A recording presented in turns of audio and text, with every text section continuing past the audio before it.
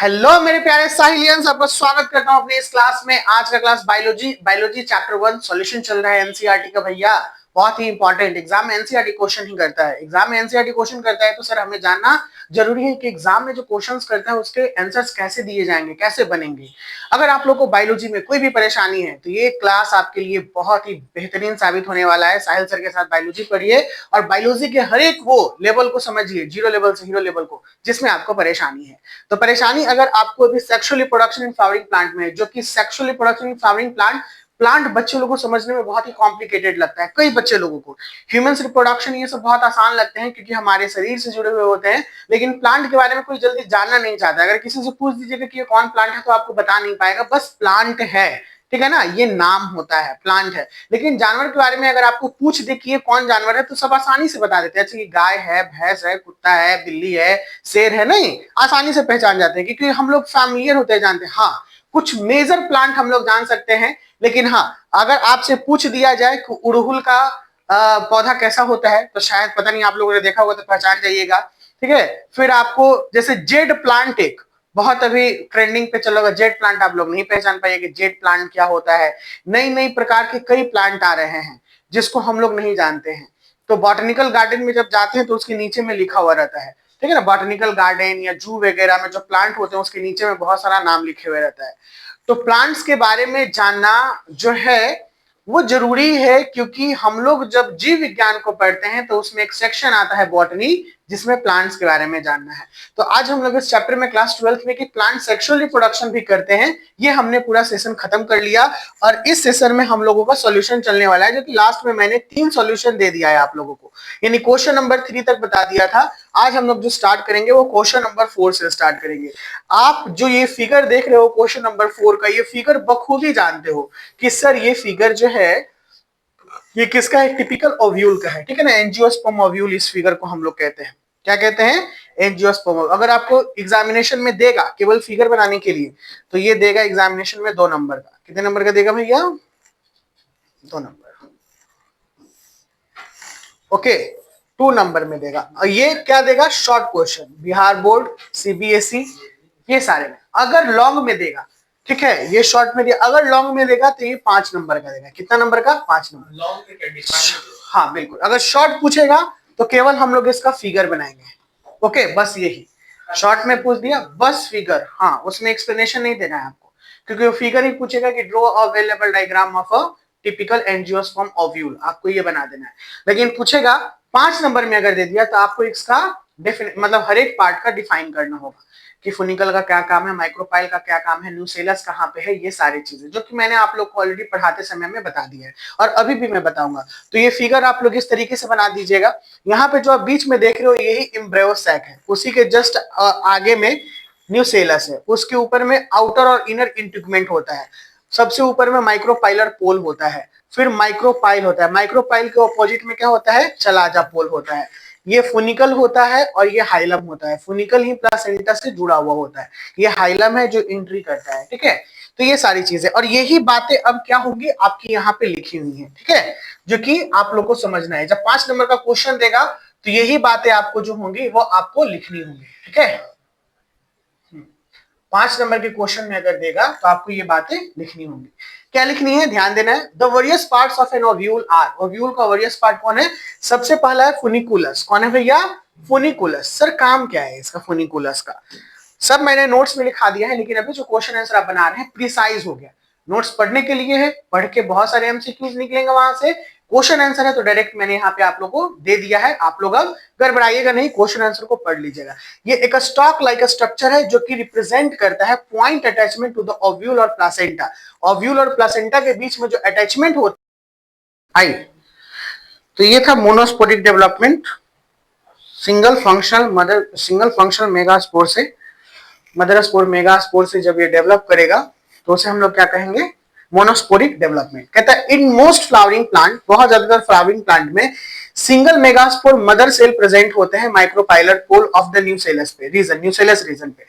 तो nucellus region this is the largest point, और micropylar pole यानी ये वाला और ये वाला पोल चला जाएंगे।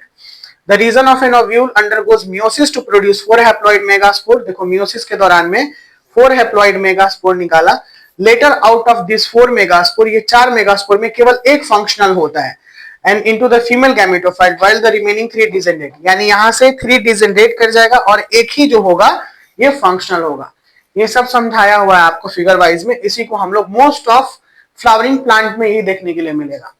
Single mother spore mega sale से, ठीक है ना, मेगा स्पोर मदर सेल से क्या बन जाएगा आपका फीमेल गैमेटोफाइट बनेगा। क्या बनेगा? फीमेल गैमेटोफाइट, जिसको एम्ब्रियोसाइट बोलेंगे, उसी को बोलेंगे monosporic development. Come to the next question, question number 6। 6 नहीं है, खत्म हो गया होगा।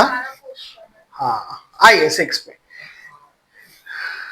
18 के 12 18 क्वेश्चन। देखिए question number 6, what a neat diagram, with a neat diagram आपको देखिए यहां पे भी आपको जैसे कि क्वेश्चंस जो है दो तरीके से पूछेगा। अगर इसको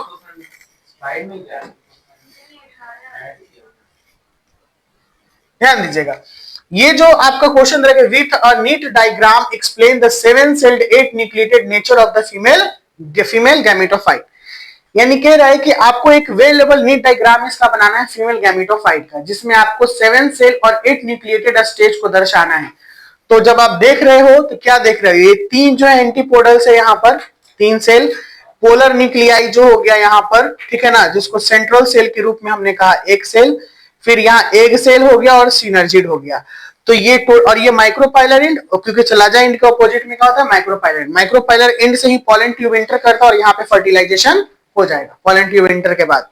समझ में आ रहा है? पॉलन ट्यूब एंटर के बाद यही से पॉलन ट्यूब एंटर करेगा सिनर्जिड से, जो फीलिंग फॉर्म अपैरेटस सिनर्जिड निकला हुआ है, और यहाँ पे जाके एग सेल से एक बार फर्टिलाइज करेगा तो क्या बनेगा? जाइगोट। क्या बनेगा?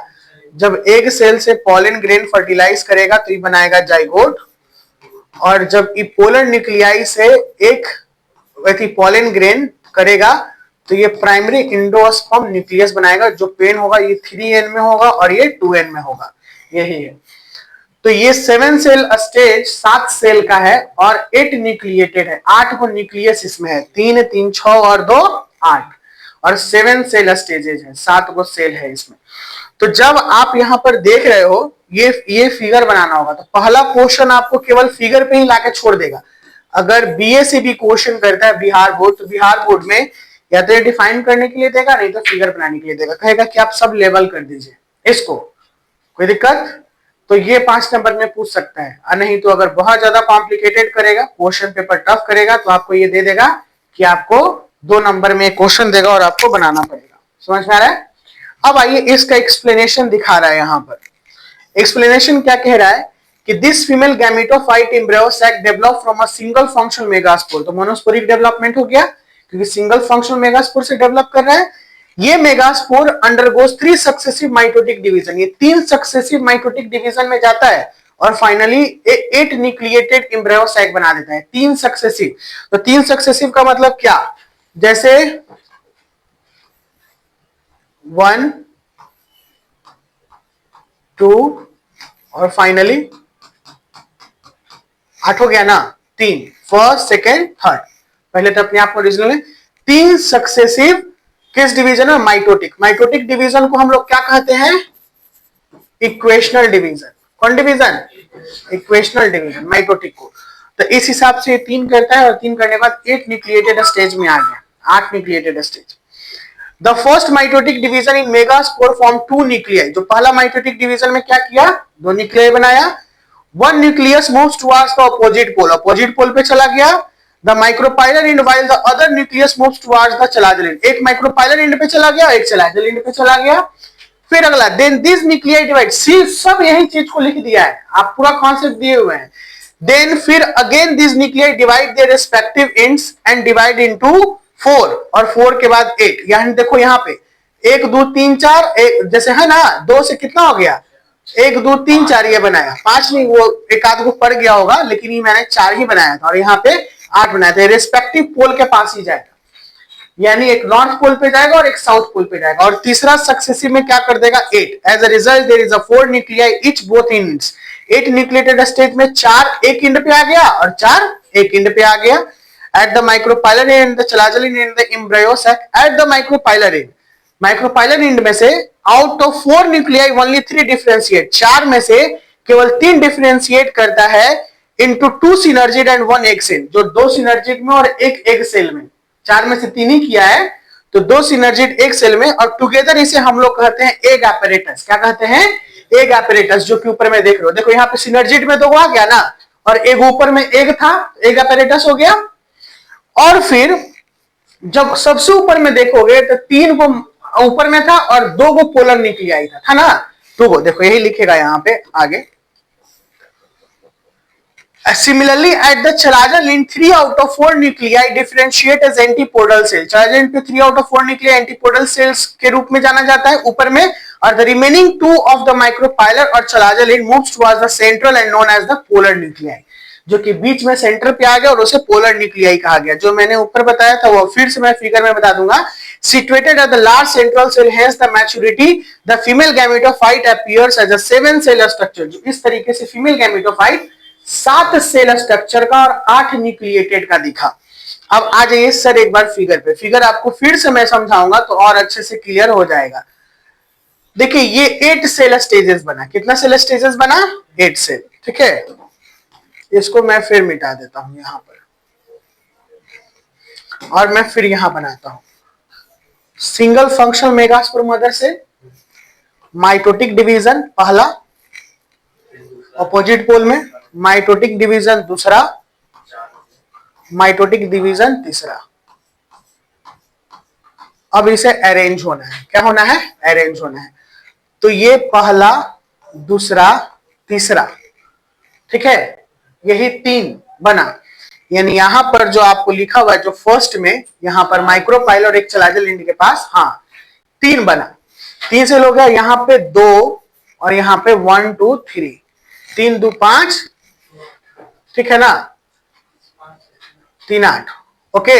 यानी पहला ये 5 3 8,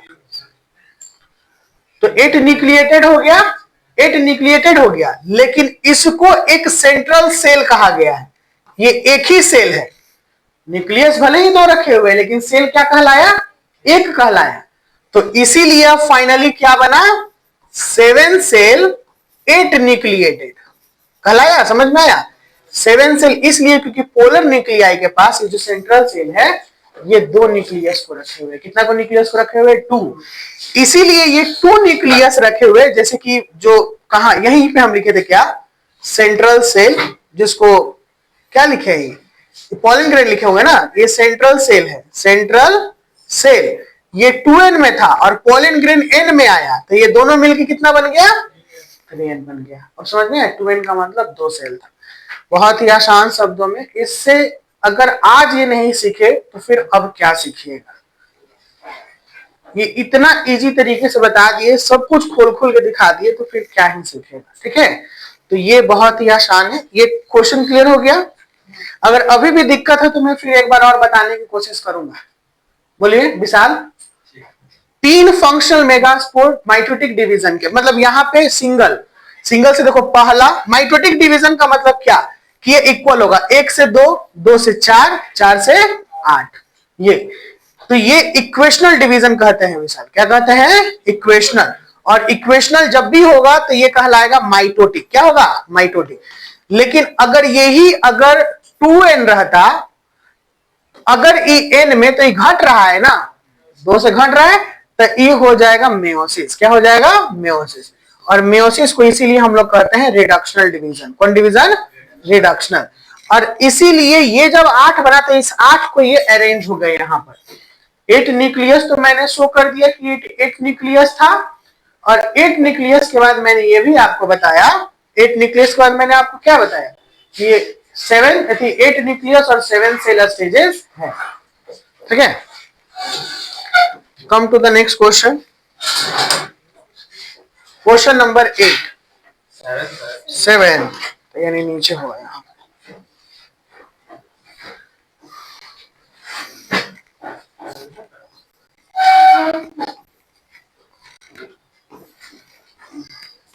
सेवन उधर है।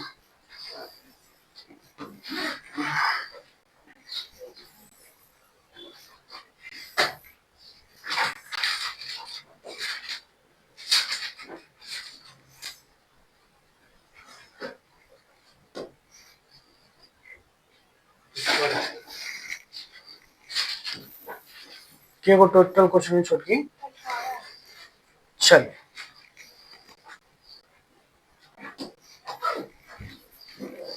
क्रॉस पोलिनेशन पूछ रहा है। कैस्मोगैमस क्लिस्टोगैमस फ्लावर आप लोग जानते होंगे, मैंने पढ़ाया था ना सेल्फ पोलिनेशन। सुने खाली सुने ही हो, पढ़े नहीं हो।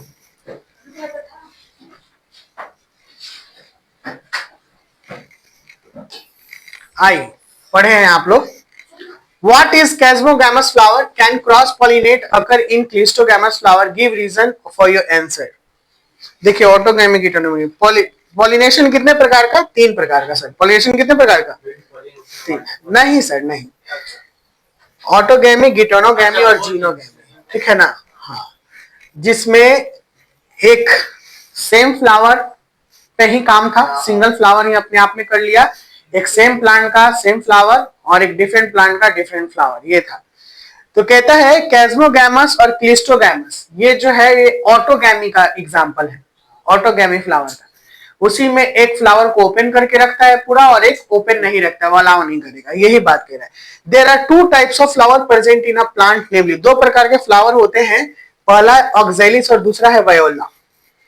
ये कैस्मोगैमस और क्लिस्टोगैमस फ्लावर के रूप में जाने जाते हैं। कैस्मोगैमस फ्लावर हैव एक्सपोज्ड एंथर, यानी कैस्मोगैमस फ्लावर का हाँ ये ओपन है, एक्सपोज्ड एंथर यानी एंथर खुला हुआ है, and stigma stigmata similar to the flower of other species. जो स्टिग्मा को ही बात किया है, स्टिग्माटा, ठीक है, ये उसी अदर फ्लावर के स्पीसीज के जैसा है। अब यहाँ पे cross pollination cannot occur in the cleistogamous flower, cleistogamous flower में क्रॉस पोलिनेशन नहीं होगा।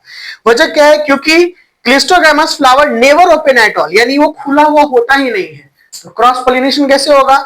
Also the anther and the stigma lie close to each other, anther और स्टिग्मा दोनों, जैसे इस स्टिग्मा है ये एंथर है, ये दोनों एक लाई रहते हैं और फ्लावर क्लोज्ड होता है। Hence only self pollination is possible in this flower, इसीलिए इस फ्लावर में केवल सेल्फ पोलिनेशन होगा क्योंकि ओपन है नहीं। हाँ, स्टिग्मा से वो कंटेमिनेट हो जाएगा और फ्लावर हो जाएगा। तो इसका एक बैड चांसेस है क्लिस्टोगैमस फ्लावर का कि ये वेरिएशन नहीं करेगा। ओके, क्या नहीं करेगा? वेरिएशन नहीं करेगा, सेमी ट्रेड जाएगा तो फिर वेरिएशन। बिल्कुल। एक क्वेश्चन देखते हैं, बड़ा होगा तो कर लेते हैं, छोटा होगा तो छोड़ देते हैं। तो इसका उल्टा कर लीजिएगा। Mention 2 strategy evolved to prevent self pollination in flower, 2 strategy बताना है जो सेल्फ पॉलिनेशन इन फ्लावर में काम करे। खत्म ही कर देते हैं, है ना। 8 गो, अगला बार 8 गो, 18 गो है, फिल इन द ब्लैंक्स होगा आगे, देखो ना। नहीं सारा क्वेश्चन 40 स्लाइड आप बात कर रहे हैं। नहीं, इसके बाद और है, 11 हो गया, 12 हो गया, 12 छोटा है। अच्छा, डिफरेंस बिटवीन 13 है और छोटा छोटा है, 14 है, 15, 16, 17, 18। अच्छा कोई बात नहीं, जाए दो, क्या परेशानी है। आई ये वाला बहुत इजी है, बैगिंग टेक्निक क्या है, 10वां नंबर, सब पढ़े हुए हैं आप, बस खाली समझाना है। Come to the 8 number, mention 2 strategies, 2 तरीके बताने हैं, 2 रणनीति बतानी है जो सेल्फ पॉलिनेशन को प्रिवेंट करे, सेल्फ पॉलिनेशन को प्रिवेंट करे। तो जो स्टिग्मा है और एंथर है दोनों को सिंक्रोनाइज नहीं रखेंगे, नॉट सिंक्रोनाइज्ड, पहला। और दूसरा है स्ट्रेटजी की, या तो हम अगर वो फ्लावर है तो उसको हम लोग इमैस्कुलेट कर दे या बैक कर दे, है ना। अगर हमें सेल्फ पॉलिनेशन से बचाना है, खुद के पॉलिनेशन से, बस 2 हो गया, 2 ही को तो पूछ रहा है। हाँ 2, और भी बहुत तरीके हैं, जैसे कि या तो हम उसको एक क्या बता दे, एक सिंगल वाला बनाए, या तो मेल बनाए नहीं तो फीमेल बनाए, जिसको मोनोइसियस प्लांट कहते हैं। इंसेक्ट से भी तो हो जाएगा सेल्फ पॉलिनेशन, इंसेक्ट से सेल्फ पॉलिनेशन। अच्छा, इंसेक्ट आएगा तो दूसरे का, सेल्फ पॉलिनेशन का मतलब सेल्फ फ्लावर, तो अगर केवल मेल ही रहेगा तो मेल गैमेट दूसरे पे न लेके जाएगा, फीमेल रहेगा तो फीमेल लेके आएगा। अगर कोई इंसेक्ट आया, जैसे तुम्हारा अगर मेल और फीमेल है तो मेल को अगर एंथर ही कट कर दे तो पॉलन ग्रेन निकालेगा ही नहीं, जिसको इमैस्कुलेशन कहे। और स्टिग्मा है तो उसको हम लोग बैगिंग कर दे, यानी बटर कोटेड कर दे, तो उस पे भी नहीं होगा, उसका कंटेमिनेटेड नहीं होगा। और इन दोनों में कि इन दोनों का सिंक्रोनाइज ही नहीं रखे, एंथर को और स्टिग्मा को सिंक्रोनाइज एक लेयर में नहीं रखे, तो ये भी नहीं होगा। तो यही चीज पूछ रहा है कि self pollination involve the transfer of pollen from the stamen to the pistil of the same flower, यानी सेम फ्लावर पे पॉलन ग्रेन का, सेम फ्लावर पे एक ही फूल का पॉलन ग्रेन एंथर से स्टिग्मा पे आ जाना ही क्या कहते हैं, सेल्फ पॉलिनेशन कहते हैं। मतलब खुद का स्वयं परागन जिसको हिंदी में कहते हैं। टू स्ट्रेटेजीज, दो तकनीक यहाँ पे वर्ड बताए गए हैं कि इस पॉलिनेशन से कैसे इसको रोका जाए। कुछ सर्टेन प्लांट जो होते हैं फ्लावर में, इसको has the capability to prevent the germination of pollen grain and hence prevent the growth of the pollen tube. यानी हैज तो करता है और पॉलन ट्यूब के ग्रोथ को क्या कर दिया, रोक दिया। ठीक है, नेक्स्ट आइए। It is a genetic mechanism, एक जेनेटिक मैकेनिज्म है जो प्रिवेंट करता है सेल्फ पॉलिनेशन से, जिसको हम लोग कहते हैं सेल्फ इनकम्पेबिलिटी, यानी खुद से ही अपने आप को क्या कर दिया, रोक दिया। हाँ इनकम्पेबिलिटी। तो इनकैपेबिलिटी का मतलब क्या होगा, अपने आप को ही वो अलाउ नहीं किया। जैसे अगर मैं आपको एक बहुत ही साधारण शब्दों में बात करूं तो हमारे परिवार में शादी नहीं होता है, भाई बहन से शादी होता है क्या, नहीं। तो इसी तरीके से फ्लावर जो होता है वो अपने इनकम्पेबिलिटी बना लेता है यहाँ पे सेल्फ, यानी खुद से ही अपने आप में वो क्या करेगा, मेट नहीं करवाएगा। तो ये हो गया, ये एक जेनेटिक मैकेनिज्म है। Incompatibility may be between individuals of the same species or between individual of the different species. Thus, incompatibility prevent breeding. इसलिए incompatibility क्या कर देता है, ब्रीडिंग को प्रिवेंट कर दिया, यानी आगे के नस्ल को रोक दिया। हमको लगता है कि आप लोगों को उड़ नहीं न रहा है, उड़ेगा तो रोक दीजिए। और कुछ प्लांट ऐसे होते हैं जो गाइनोशियम मैच्योर होता है बिफोर द एंड्रोशियम और वाइस वर्सा, यानी किसी प्लांट का गाइनोशियम पहले मैच्योर हो जाएगा एंड्रोसियम से, और किसी प्लांट का एंड्रोसियम पहले मैच्योर हो जाएगा गाइनोसियम से। और ये वाइस वर्सा का मतलब यही होता है, जैसे मैंने बोला कि गाइनोसियम पहले मैच्योर यानी परिपक्व हो गया, यानी उसका अब जैसे फिर साधारण शब्दों में कि घर में भाई बहन है, बहन बड़ी है 10 साल पहले जन्म लिया और भाई 10 साल बाद जन्म लिया, ठीक है, तो शादी पहले किसका होगा, बहन का हो जाएगा जल्दी, क्योंकि वो पहले मैच्योर हो जाएगी, होगी कि नहीं, बस सेम चीज है। और वाइस वर्सा, अगर भाई 10 साल पहले है और बहन 10 साल छोटी है तो भाई मैच्योर हो जाएगा, उसकी शादी पहले हो जाएगी। तो यही बोल रहा है कि द प्रिवेंट दैट पॉलन, कहा गया, this phenomenon is known as protogyny और प्रोटेंड्री। ये वर्ड याद रख लीजिएगा, गाइनी का मतलब फीमेल के लिए होता है जिसका ओवरी और जिसका मैच्योर, जो फ्लावर पहले ही मैच्योर कर गया। अब प्रोटो एंड्री, एंड्री का मतलब एंड्रोजेन से रिलेटेड होता है, एंड्रो यानी male. This prevent the pollen from coming in the contact with the stigma of the same flower, यानी ये जो टेक्निक होता है ये दूसरे जगह के पॉलन ग्रेन को कांटेक्ट होने से स्टिग्मा और सेम फ्लावर पे भी रोकता है। तो सेम फ्लावर पे अगर एक पहले मैच्योर कर गया और एक बाद में मैच्योर किया तो ऑलरेडी वो कंपेबल नहीं है, क्योंकि वो पॉलन ग्रेन बना ही नहीं सकता है कि नहीं। अगर फीमेल हो गई इमैच्योर तो वो अपना ओव्यूल नहीं बना पाएगी, मतलब उसका एम्ब्रियो सेक तैयार नहीं हो पाएगा, यही चीज है। चलिए आज रहने देते हैं यहीं पे, नहीं तो फिर बाउंस करेगा, कल आगे करेंगे, ठीक है ना। कोई छोटा छोटा मिलते हैं अगले क्लास में। Bye bye, take care, see you soon in the next class.